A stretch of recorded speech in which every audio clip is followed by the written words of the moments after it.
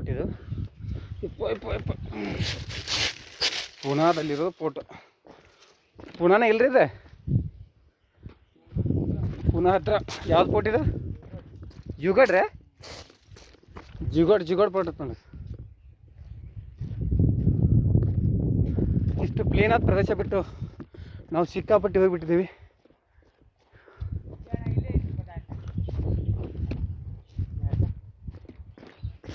ಈ ಅಲ್ಲಿ ಆಯ್ತಪ್ಪ ಮತ್ತೆ ಅಂಕೊಂಬರು ನಡಿ.